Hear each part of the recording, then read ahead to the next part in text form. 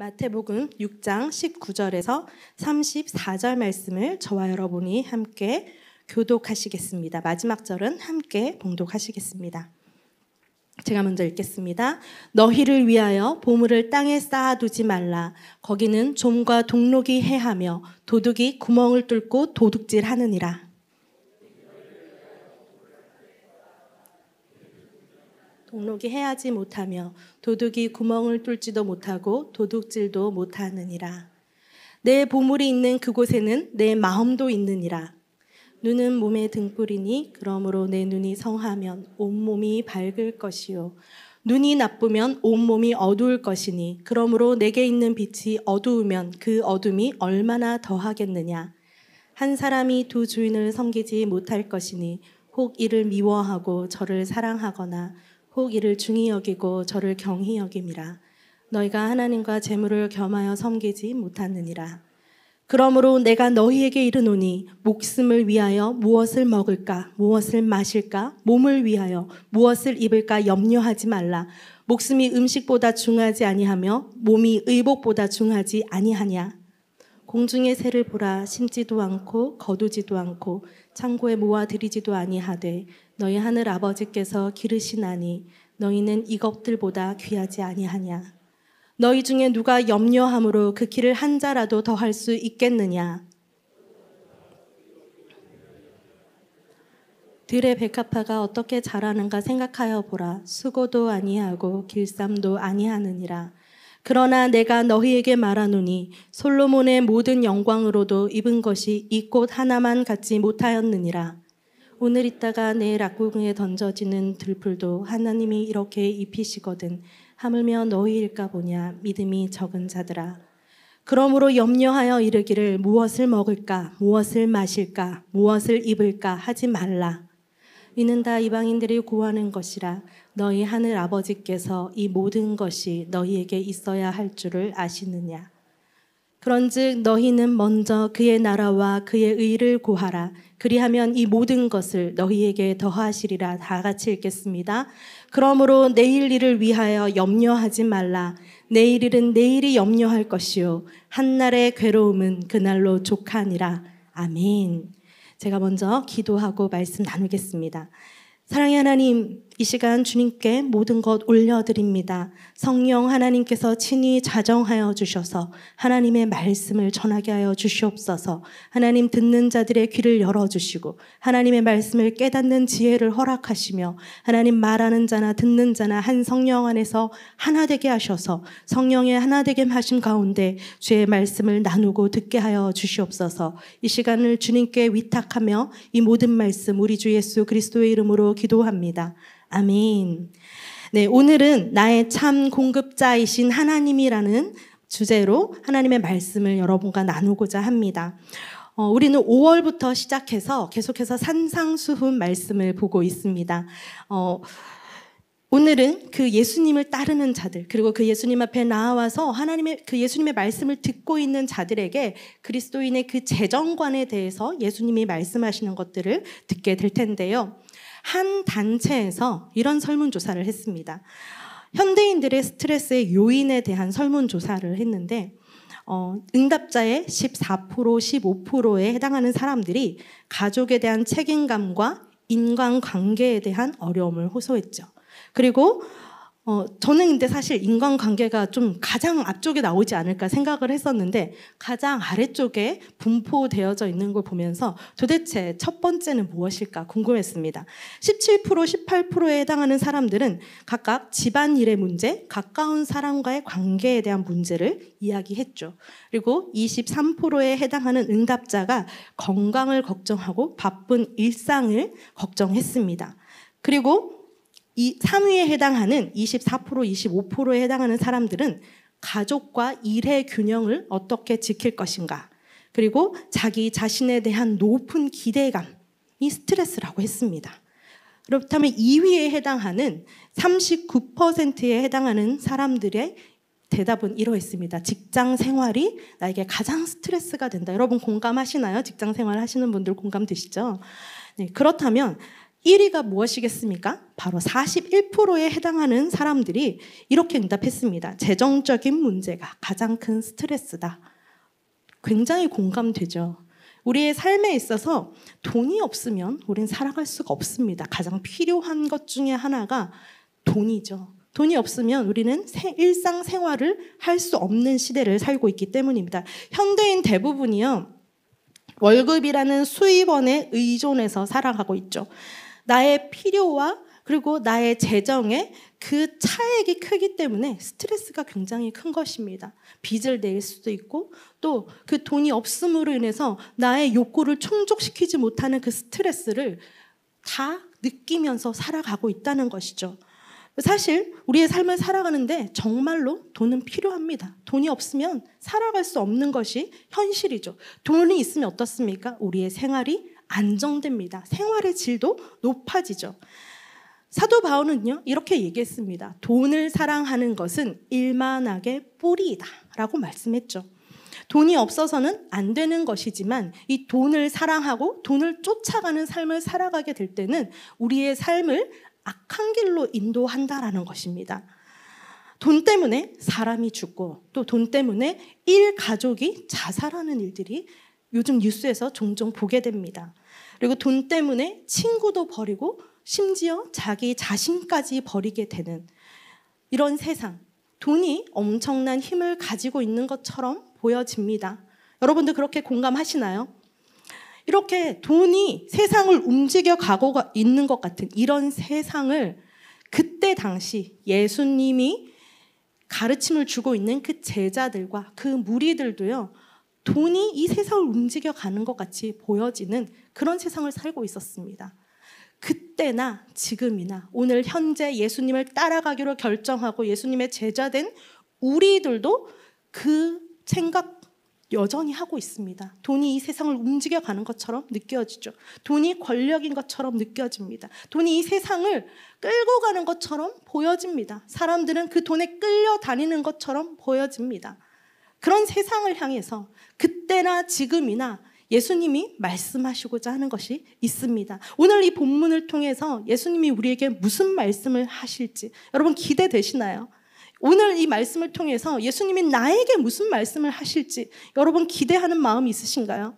여러분의 귀를 열고 심령을 열어서 하나님이 말씀하시는 것을 듣는 시간이 되시기를 축복합니다. 오늘 본문은 우리에게 세 가지 삶의 문제를 이야기하고 있습니다. 첫 번째는요, 삶의 가치에 대한 문제를 이야기하고 있습니다. 우리 마태복음 6장 21절, 24절 말씀을 함께 보도록 하겠습니다. 21절 말씀 먼저 보겠습니다. 시작. 내 보물 있는 그곳에는 내 마음도 있느니라. 한 사람이 두 주인을 섬기지 못할 것이니 혹 이를 미워하고 저를 사랑하거나 혹 이를 중히 여기고 저를 경히 여김이라. 너희가 하나님과 재물을 겸하여 섬기지 못하느니라. 아멘. 19절, 오늘 본문 19절부터 시작하는데요. 19절에서 24절의 말씀을 보면요, 대조적인 구조를 띠는 그런 표현을 함으로써 이 말을 듣고 있는 사람들에게 A가 A 아니면 B, 이것 아니면 저거, 하나만 선택해라, 중간은 없다라는 구조로 예수님이 말씀하십니다. 무엇인가요? 19절 말씀에 보면은 19절과 20절 말씀에 보면 너희를 위하여 너희는 보물을 땅에 쌓아두지 말라라고 말씀하시죠. 그리고 20절에 이렇게 말씀하십니다. 너희를 위하여 너희 보물을 오직 하늘에 쌓아두라라고 말씀하십니다. 땅과 하늘, 대조를 이루고 있죠. 자, 그렇다면 땅은 무엇을 상징하는 것일까요? 우리 이전에도 한번 제가 말씀 나눌 때 땅이 상징하는 것을 나눈 적 있죠. 땅은 이 세상을 이야기하는 것입니다. 이 세상, 이 세속적인 삶을 땅으로 표현하죠. 그렇다면 하늘은 무엇을 이야기할까요? 바로 하나님을 이야기합니다. 하나님께 가치를 두는 사람들, 하늘을 이야기하죠. 땅과 하늘이 이렇게 대조를 이루고 있으면 이 세상을 살아가는 사람들은요, 땅 위에서 살아가는 사람들이죠. 우리도 현재 지금 이 땅, 이 세상에 속하여서 살아가고 있는 사람들입니다. 그래서요, 이 세상 사람들의 그 습관이 뭡니까? 이 세상 사람들의 삶의 방식이 무엇입니까? 부를 축적하는 것입니다. 그렇지 않나요? 여러분 저축하지 않습니까? 여러분의 삶을 위해서, 더 나은 삶을 위해서 집을 사려고 하지 않습니까? 그리고 투자하려고 하지 않습니까? 부를 축적하고자 하는 것들이 이 세상의 특징적인 것입니다. 그것을 꼬집어서 이야기하는 것이죠. 너희를 위하여 이 땅에 보물을 쌓아두지 말아라 라고 말씀하고 있는 것입니다. 반대로 예수님은요, 너희를 위해서 보물을 하늘에 쌓아두라고 말씀하고 있죠. 이 마태복음, 오늘 말씀, 이 마태복음 19절에서 21절과 평행 본문을 이루고 있는 누가복음의 말씀이 있는데요. 누가복음 12장 33절 말씀 우리 함께 읽어보도록 하겠습니다. 시작. 너희 소유를 팔아 구제하며 낡아지지 아니하는 배낭을 만들라. 곧 하늘에 둔 바 다함이 없는 보물이니 거기는 도둑도 가까이 하는 일이 없고 좀도 먹는 일이 없느니라. 아멘. 이 누가복음의 말씀에서는 똑같이 하늘에 보물을 쌓아두는 것, 그것이 어떤 일이라고 말씀하고 있냐면 너희 소유를 팔아서 구제하여 낡아지지 아니하는 배낭을 만들라라고 하는 것입니다. 즉 너희의 소유를 팔아서 구제하라는 것이죠. 이 땅에 있는 사람들의 습성이 뭐라고요? 부를 축적하는 것이죠. 나를 위해서 재산을 모으는 것입니다. 재산을 축적하는 것입니다. 그런데 이 누가복음 말씀에서는 너희의 소유, 네가 가지고 있는 것을 오히려 팔아서 나누어 주라고 하는 것이죠.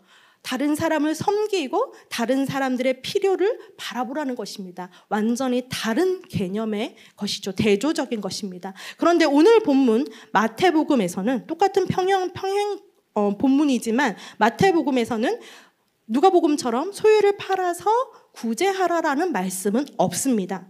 그렇다면 이 단순히 땅과 대조되어지는 하늘로서 이 하늘의 부를 축적하라는 것, 하늘의 보물을 쌓아두라라고 하는 것은 예수님이 무엇을 말씀하시고자 하는 것일까요?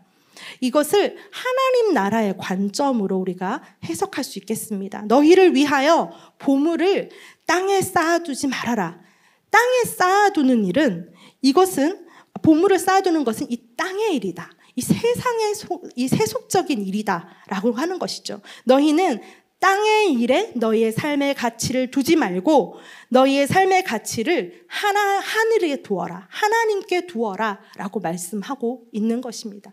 우리가 보물을 땅에 쌓지 아니하고 하늘에 쌓는 것은 즉 우리의 삶의 가치를 하나님께 두라라고 말씀하는 것입니다. 삶의 가치의 문제를 땅과 하늘로 이렇게 대조적인 구조로 예수님이 말씀하시면서 이제 더 한 발 나아가서 점진적으로 예수님의 논리를 펴나가시는데요. 바로 눈 이야기를 하십니다. 우리 22절, 23절 말씀을 또 한번 같이 읽도록 하겠습니다. 시작.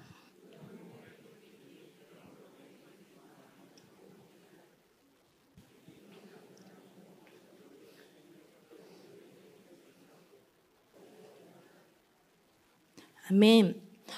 이 말씀에 보면요, 고대인들, 그 당시의 고대인들, 그 헬라 문화 안에 살았었던 그 고대인들은 빛을 받아들이는 창을 말하는 것뿐만 아니라 빛을 내비추어서 외부의 세계를 파악하는 하나의 등불로 생각했습니다. 그래서 이 말씀에서 보면 눈은 몸의 등불이니라고 말하는 것은 그 당시에 모든 사람들이 이해하고 있는 생각이었어요. 눈이 의미하는 것이 무엇을 의미한다라는 것을 알고 있었죠. 여기에서 말하는 이 등불이라는 것은 빛의 원천을 말하는 것입니다. 그 빛의 원천이 뭐라고요? 바로 눈이다라고 이야기하고 있죠. 눈은 몸의 등불이다. 빛의 원천인 눈이 성하면 그 몸도 어떻게 된다고요? 그 빛으로 충만해질 수 있습니다. 그 몸이 빛으로 환해지는 것이죠. 그런데 반대로 그 빛의 원천인 눈이 나쁘면 몸도 어둡게 된다라고 말씀하고 있는 것입니다. 여기에서 대조를 이루고 있는 것은 눈이 성하면 그리고 눈이 나쁘면 이렇게 대조를 이루고 있죠. 눈이 성하면 온몸이 밝아지고 눈이 나쁘면 그 몸이 어두워진다라고 말씀하고 있습니다. 세상의 재물에 시야가 꽂혀서 그 눈이 그 세상의 재물을 쫓아가고 있다면 그 빛을 받아들여야 하는 창이 차단되기 때문에 그 몸은 어두울 수밖에 없습니다. 세상을 향해서 세상의 가치를 쫓아가서 그 시선이 그것만 쫓아서 간다면 그 몸은 어두울 수밖에 없다라는 것을 예수님이 말씀하고 있는 거죠. 그렇다면 우리의 눈, 이 등불의 빛의 원천이 되는 이 눈이 무엇을 바라볼 때에 그 몸이 환해질 수 있겠습니까? 바로 우리 구주 하나님이십니다. 우리 하나님께 우리의 삶의 가치를 둘 때, 우리의 시선이 하나님을 쫓아가기 시작할 때 그 눈이 성하여져서 온몸이 밝을 수 있다는 것이죠. 하나님의 그 빛으로 충만해질 수 있다는 것을 이야기하고 있습니다. 예수님은 계속해서 대조적으로 이야기하고 있습니다. 이번에는요, 무엇을 이야기하십니까? 24절 말씀을 다시 한 번 더 읽어보도록 하겠습니다. 시작. 한 사람이 두 주인을 섬기지 못할 것이니 혹 이를 미워하고 저를 사랑하거나 혹 이를 중히 여기고 저를 경히 여김이라. 너희가 하나님과 재물을 겸하여 섬기지 못하느니라. 아멘. 예수님은 땅과 하늘을 대조적으로 말씀하시면서 땅 아니고 하늘이야.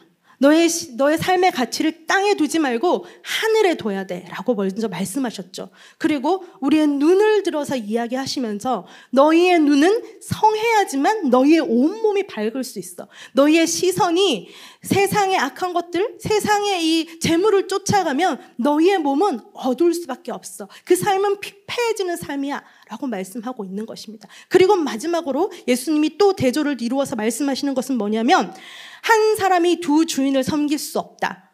하나님과 재물을 섬길 수 없다. 그것은 반대되는 것이죠. 하나님을 섬기든 재물을 섬기든 둘 중에 하나만 하라는 거예요. 무엇이겠습니까? 재물이 아니다. 오직 하나님, 너의 삶의 가치를 하나님께 두어라 라고 말씀하고 있는 것이죠. 이 말씀에 보면 이를 미워하고 저를 사랑하거나 이를 중히 여기고 저를 경히 여기는 것, 이 두 가지 다 안 돼 라고 말씀하는 것입니다. 이를 미워한다라는 것, 이것은요 헬라어 동사로 미세오라는 것인데요. 싫어한다, 미워한다라는 의미도 있지만 조금 사랑한다라는 의미가 있습니다. 즉 이를 사랑하거나 이것을 좀 덜 사랑하거나 결론은 뭐예요? 둘 다 사랑하는 것입니다. 좀 더 사랑하고 덜 사랑하는 것. 이것이 주인과 두 주인을 겸하여 섬기는 모습들인 거죠. 그리고 이를 경히 여기거나 중히 여기거나 할 수 없다라고 말하는데 이 중히 여긴다라는 것의 헬라어 표현은 꼭 붙잡다, 붙들다, 주장하다라는 것입니다. 꼭 붙잡고 있는 것이죠. 중요하게 여기기 때문에. 그리고 또 경히 여기다라는 것은 얕본다라는 것이에요. 그렇지만 결코 실어버리는 것이 아니에요. 그냥 얕보면서 쥐고 있는 거예요. 그래서 둘 다 말하는 것은 뭐냐면 이걸 중히 여기거나 좀 얕게 여기거나 둘 다 가지고 있는다라는 것이죠. 그런데 예수님은 단호하게 하나님과 재물을 겸해서 섬길 수 없다고 말씀하십니다. 우리는 하나님을 섬기는 사람으로서 돈의 노예가 되어서는 안 된다라고 말씀하시는 것이죠. 하나님을 섬기는 사람으로서 하나님께 가치를 두는 사람으로서 돈을 따라가는 삶을 살아서는 절대로 안 된다라고 아주 단호하게 말씀하고 있는 것입니다. 우리의 삶의 가치 어디에 두고 있는지 다시 한번 예수님이 우리의 마음을 향해서 말씀하고 있습니다. 질문하고 있습니다. 여러분은 여러분의 삶의 가치를 어디에 두고 있습니까? 하나님을 섬긴다라고 말하면서 하나님을 난 따릅니다라고 말하면서 우리가 혹 마음 한 구석에 돈을 위해서 내가 어떻게 삶을 살아가야 할지 차곡차곡 나의 계획을 생각하고 있지는 않습니까? 하나님이 그것이 아니다 라고 말씀하십니다. 너의 가치를 분명히 해라. 오늘 이 밤에 그렇게 여러분 한 사람 한 사람에게도 말씀하고 있는 줄로 믿습니다. 두 번째 예수님이 가르쳐 주시는 것은 삶의 태도의 문제입니다. 왜 태도의 문제인지 우리 또 한번 말씀에서 보도록 하겠습니다. 25절 말씀을 함께 읽도록 하겠습니다. 시작. 그러므로 내가 너희에게 이르노니 목숨을 위하여 무엇을 먹을까 무엇을 마실까 몸을 위하여 무엇을 입을까 염려하지 말라. 목숨이 음식보다 중하지 아니하며 몸이 의복보다 중하지 아니하냐. 아멘. 아멘. 우리는 방금 우리 삶의 가치 문제에 있어서 예수님이 말씀하신 것을 들었습니다. 돈이 아니라 하나님을 꽉 붙잡아야 된다. 우리의 삶의 가치를 이 세상의 재물에 두지 않고 하나님께 둬야 한다라는 것을 들었습니다. 그런데 만약에요, 제가 그 자리에 예수님의 말씀을 듣고 있었던 제자 중에 한 사람이라면 저는 예수님께 이렇게 묻고 싶습니다. 예수님 하신 말씀 다 맞습니다. 그런데 우리가 살아가는 데 있어서 돈 필요합니다. 그렇지 않습니까? 내가 먹고 마시고 잠자고 생활하는 그 모든 생활에 있어서 돈은 반드시 필요한 것입니다. 돈이 있어야 하나님 헌금도 낼 수 있습니다. 제 노후는 어떻게 합니까? 그리고 제 부모님이 더 이상 움직이기 어려워지는 그런 거동이 불편한 그런 나이가 되면 제가 우리 부모님을 위해서 노후도 준비해야 되는데 돈 필요하잖아요. 그런데 하나님만 추구하고 살아가고 하는 것, 이거 이상하지 않나요? 여러분은 어떻게 생각하십니까? 돈 필요 없습니까? 여러분의 생활에 있어서 돈 필요 없습니까? 생활할 집 필요 없습니까? 입을 옷 필요 없습니까?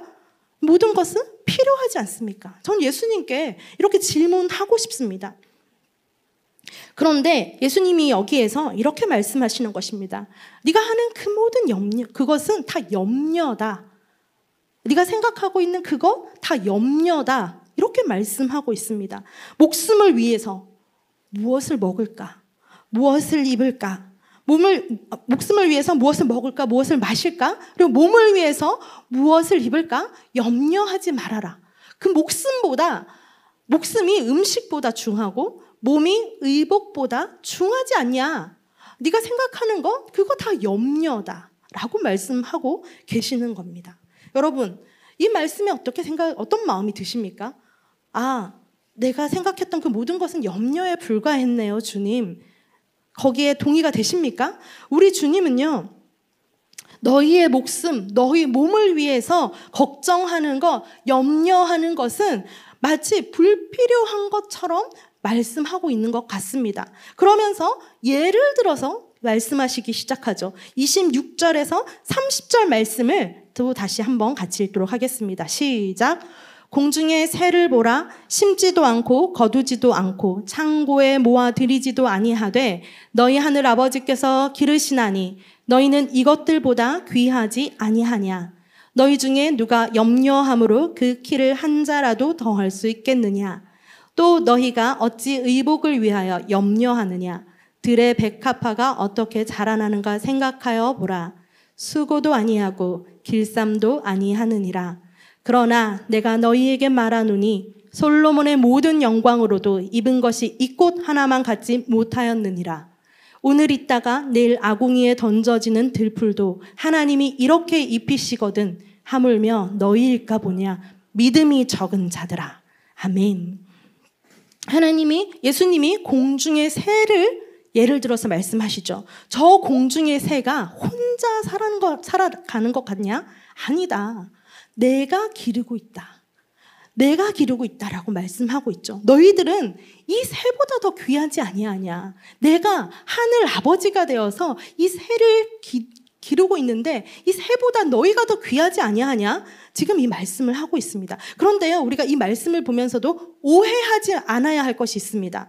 하나님이 돌보실 거니까 난 아무것도 안 해도 돼. 하나님이 다 먹이시고 하나님이 다 입히시고 하나님이 다 기르신다는데 내가 할 일이 뭐 있겠어. 실제로 데살로니가 그 교회 안에 이 문제가 있었습니다. 종말론에 아주 심각한 문제가 있었습니다. 하나님이 오신다는데 이렇게 내가 먹고 사는 문제가 뭐가 그렇게 중요하냐. 아무것도 안 해도 된다. 주님만 기다리면 되지. 주님 오시는데. 이런 문제가 있었죠. 그래서 이 데살로니가 후서 3장 10절에 이런 말씀이 있습니다. 누구든지 일하기 싫어하거든 먹지도 말게 하라. 여러분, 이런 말씀이 있습니다. 그래서 게으르면 안 됩니다. 하나님이 먹이실 거야. 하나님이 지켜주실 거야. 라고 생각하면서 손 놓고 살아가야 한다는 것을 말하고 있는 것이 아닙니다. 이 말씀은요, 1차적으로 하나님 나라를 위해서 헌신한 사람들, 하나님 나라를 위해서 스스로 가난을 선택한 제자들을 향해서, 그리고 그 당시를 살아가고 있던 가난한 사람들, 일용직을 살아가는 하루 벌어서 하루 먹고 사는 그런 사람들을 향해서 예수님이 1차적으로 말씀하신 것입니다. 너희 먹고 사는 게 정말 힘들지? 오늘 당장 뭘 먹을지, 내가 오늘 당장 어디에서 잠을 자야 할지 걱정하고 고민하고 있는 사람들, 염려할 수밖에 없는 그런 사람들을 향해서 예수님이 말씀하신 것입니다. 그런 것 걱정하지 않아도 된다. 내가 하늘 아버지가 되어서 너의 삶을 붙들 것이다. 너의 삶을 지켜줄 것이다. 네가 굶어 죽지 않게 할 것이다. 그러면서 들의 백합화의 이야기를 하십니다. 자, 들의 백합화를 봐라. 그 들의 백합화가 어떻게 자라냐? 수고도 하지 아니하고 길쌈도 하지 않는데 그 백합화가 어떻게 자라가겠냐? 하나님께서 그 백합화를 기르신다는 것이죠. 그 백합화요, 솔로몬의 영광으로 입은 것보다 더 귀하다고 말씀하고 계십니다. 왜? 하나님이 기르시는 것이기 때문에, 하나님이 돌보시는 것이기 때문에 그게 더 귀하다고 말씀하신 겁니다. 여러분, 저는 이 말씀을 볼 때마다 참 많이 위로가 됩니다. 하나님이 이렇게 돌보고 계시구나. 하나님이 이렇게 기르시고 계시는구나. 하루 벌어서 하루 살아가는 사람들에게 이 말씀이 얼마나 위로가 되었겠습니까? 미래를 위해서 아무런 노후가 준비되어져 있는 그들에게 얼마나 위로가 되었겠습니까? 이 눈여겨봐야 될 말씀이 있는데요. 26절 말씀에 보면 너희 하늘 아버지께서 기르신다. 너희 하늘 아버지라는 표현을 쓰고 있죠. 그리고 우리 함께 32절 말씀을 보도록 하겠습니다. 32절 말씀요. 시작. 이는 다 이방인들이 구하는 것이라 너희 하늘 아버지께서 이 모든 것이 너희에게 있어야 할 줄을 아시느니라. 아멘. 여기에서도요, 너희 하늘 아버지께서 이 모든 것이 너희에게 있어야 될 줄을 아신다라고 말씀하고 있습니다. 너희 하늘 아버지께서, 여러분에게 하나님이 아버지 되시는 건 맞나요? 여러분에게 정말 그분이 하나님, 내가 섬기는 신, 내가 섬기는 하나님 그 이상의 그 아버지로서 여러분이 그 하나님을 아버지로 받아들이시나요? 너무나 중요한 부분입니다. 저는 이 말씀을 볼 때마다 정말 위로가 됩니다. 저에게 이 말씀이 위로가 되는 것은 일찍이 제가 주님을 따르는 삶을 시작했죠. 저는 예수전도단에서 19년을 있었습니다. 그래서 예수전도단에서 사역하고 예수전도단에서 선교사로 나갔고 거기에서 훈련받고 쭉 예수전도단 안에서 사역해왔던 사람입니다. 여러분들 아시는 분은 아시겠지만 예수전도단은 그 어떤 사례금도 주지 않습니다. 오로지 하나님이 공급하시는 그 공급하심 안에서 살아가는 사람들이죠. 그래서 정말 재정적인 그 훈련을 많이 받을 수밖에 없는 그런 삶을 살 수밖에 없습니다. 근데 제가 예수전도단에서 이제 사역을 시작했었던 1, 2년 차에 가장 두려웠던 것이 무엇이겠습니까? 나의 재정은 어디에서 오는가? 저는 예수전도단 간사로 시작하면서 이제 대학을 졸업했기 때문에 더 이상 부모님으로부터 용돈을 받지 않았습니다. 왜냐하면 졸업과 동시에 제 사회생활이 시작된 것이죠. 그래서 부모님으로부터의 용돈을 거절했습니다. 그리고 저를 후원하는 그런 후원자로서 부모님이 또 있어 주시긴 했지만 아주 적은 재정으로 제가 후원을 받았죠. 교회에서 조금 후원해 주시는 거, 정말 그것이 저의 한 달 생활에 항상 꽉 채워도 20년 전이에요. 20년 전 20만 원을 넘지 않았어요. 20만 원이 넘는 일이 별로 없었어요. 제 삶에서. 20년 전에 20만 원을 생각해도 지금도 20만 원은 작은 돈도 아니지만 그렇다고 한 달을 버텨내고 생활하기에는 충족되는 돈은 아닙니다. 왜냐하면 예수전도단 사역자들은 사례금을 받지 않을 뿐더러 오히려 돈을 내면서 사역을 하는 사람들이거든요. 그래서 집회가 있을 때마다 우리가 돈을 내고, 그리고 캠퍼스에 갈 때마다 우리가 가서 밥을 사주고, 캠퍼스에 있는 학생들에게 밥을 사주고, 그런 삶을 살았었기 때문에 버스비가 없어서 걸어갔던 날도 많았습니다. 그런 삶을 살았던 저에게 이 하나님이 공급하실까라는 것은 엄청난 훈련의 시간이었던 거죠. 오늘 이 하나님 말씀하셨던 부분, 예수님 말씀하셨던 것은 너희 하늘 아버지께서 기르시나니, 너희 하늘 아버지께서 너에게 아버지가 되신다라는 것을 저의 믿음의 고백으로 받아들이기까지 참 많은 시간이 걸렸습니다. 정말 하나님이 그렇게 나를 공급할 것인가에 대한 그 훈련이 매일매일 이루어졌기 때문이죠. 정말 내가 하나님을 따르는 삶, 예수 그리스도를 붙잡고 그 인생을 살아가기로 결정하고 내 삶을 주님께 내던졌습니다. 그런데 어느 순간에 내가 아무것도 없는 곳에 내던져지면 어떡하지? 하나님이 나를 던져놓으시면 어떡하지? 나는 거기에서 살아낼 수 있는가? 나의 미래, 누구는 보험과 저축과 여러 가지 삶의 재정들을 차근차근 쌓아가고 있는데 하나님, 저는 아무것도 하지 않잖아요. 저는 어떻게 살 수 있겠습니까? 저의 미래가 있는 것입니까? 고민할 수밖에 없습니다. 그런데요, 그런 훈련 중에서 하나님의 공급하심을 경험했습니다. 과부의 2렙돈, 정말 적은 재정을 들여서 그 과부에게는 2렙돈밖에 안 되는 재정이었지만 그 과부는 전부를 하나님께 내던졌던 사람이죠. 근데 하나님이 그 삶을 공급하십니다. 우리가 하나님 앞에 우리의 삶을 드리기 시작할 때 하나님이 우리의 삶을 책임져 주시죠. 하나님이 우리의 삶을 붙들어 주십니다. 이것을 중히 여기고 저것을 약하게 여기고 어느 순간 이렇게 어정쩡하게 두 다리 걸쳐져 있는 삶이 아니라 온전히 주님께 우리의 삶을 올인하기 시작할 때 주님이 우리의 삶의 아버지가 되어 주신다는 것입니다. 왜 나는 그런 경험 못하는 거예요? 왜 나는 하나님이 공급하시는 거 경험 못하는 거예요? 여러분 삶을 잘 돌아보시기 바랍니다. 내가 두 다리를 한쪽씩 걸치고 있는 것은 아닌지 한번 점검해 보시기 바랍니다. 저는 그 시간들을 통해서 신뢰의 문제가 회복이 됐습니다. 결국은 뭐냐면요, 내가 내 삶이 어떻게 될 것인가, 내 미래를 불안해하고 걱정해하는 것은 하나님을 온전히 신뢰하지 못하는 그 믿음의 문제가 제 안에 있었던 것입니다. 하나님이 그 문제를 가르치시기 시작했습니다. 유미야, 네가 이 삶을 헌신했을 때 누구를 바라보고 헌신했느냐? 누구를 바라보고 너의 삶을 던졌느냐? 넌 정말 네 삶을 하나님께 던진 건 맞느냐? 넌 정말 나를 신뢰하고 나를 따라오는 건 맞느냐? 나를 따라온다고 말하면서 너는 네 미래를 걱정하는구나. 나를 따라온다고 말하면서 너는 내일 이후에 버스비를 걱정하는구나. 저는 정말 하나님 앞에서 이 문제에 대해서 엄청 오랫동안 씨름하는 시간들을 가졌습니다. 따지기도 하고 울기도 하고 정말 하나님 붙잡고 기도하는 날이 참 많았습니다. 그러면서 제가 배운 것은 뭐냐면 하나님이 필요한 만큼 공급하시는구나.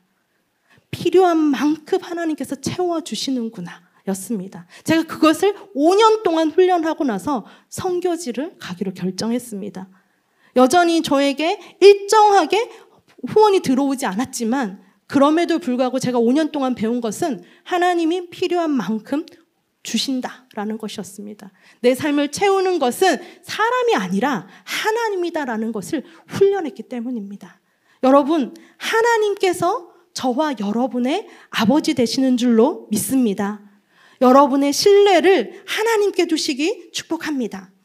예수님이 공중의 새와 들의 백합화의 예를 들어서 하시는 말씀은 예수님을 따르는 자들은 염려가 아니라 믿음과 신뢰로 살아가야 한다. 믿음과 신뢰의 삶의 태도를 가져야 한다라고 말씀하고 있는 것입니다. 염려하지 말라. 25절과 31절에 2번이나 말씀하셨죠. 너희는 무엇을 먹을까? 무엇을 마실까? 무엇을 입을까? 염려하지 말아라. 이것은 강조를 표현하는 것이죠. 이 염려라는 단어는 오늘 본문에 6번이나 등장합니다. 그것은 무엇을 말하냐면 그만큼 우리가 염려하고 있다는 것이죠. 그런데 그 예수님께서 그 염려하고 있는 우리를 향해서 염려하지 말아라. 너의 삶의 태도를 믿음의 삶으로 살아가라. 신뢰의 삶으로 살아가라. 누구를 향해서? 하나님을 향해서. 그 말씀을 하고 계십니다. 왜냐하면 하나님께서 우리의 참 공급자가 되시는 아버지 되시기 때문입니다. 믿으십니까? 아멘. 세 번째 예수님이 말씀하시는 것은 삶의 목적의 문제입니다. 삶의 목적의 문제. 너희는 먼저 그의 나라와 그의 의를 구하라. 그리하면 이 모든 것을 너희에게 더하시겠다라고 말씀하신 이 삶의 문제인 거죠. 너희가 이제 염려, 걱정의 그 삶이 아닌 믿음과 신뢰의 삶을 살아가기로 결정하게 된다면 이제는 너의 삶을 그것이 아닌 하나님 나라와 의를 구하는데 너의 삶을 내던져라 라고 말씀하고 있습니다.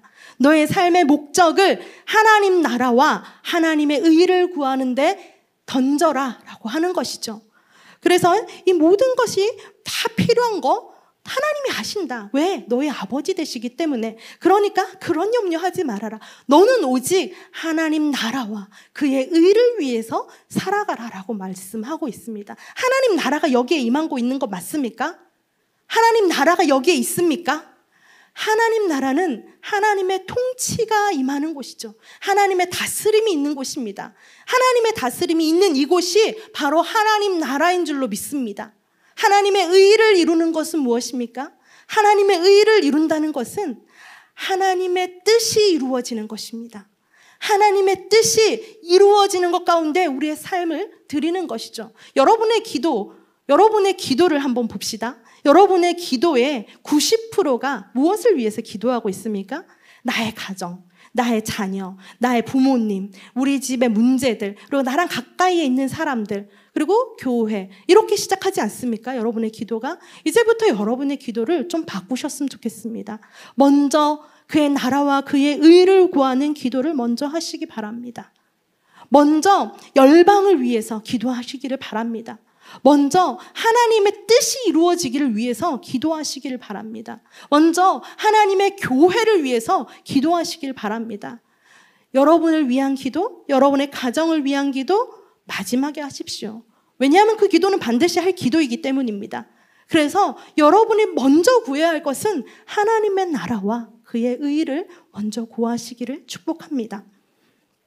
하나님은 우리를 통해서 그분의 나라를 함께 열어가시기를 원합니다. 그것이 하나님이 동력하시는 방법이죠. 우리는 그분의 동력자가 되어서 하나님의 나라를 구하고 하나님의 뜻이 이루어지기를 간구하며 우리의 삶을 들여서 하나님의 나라가 이 땅에 이루어지기를 함께 기도하며 나아가는 그런 사람들입니다. 주님이 우리를 그렇게 부르셨습니다. 믿으십니까?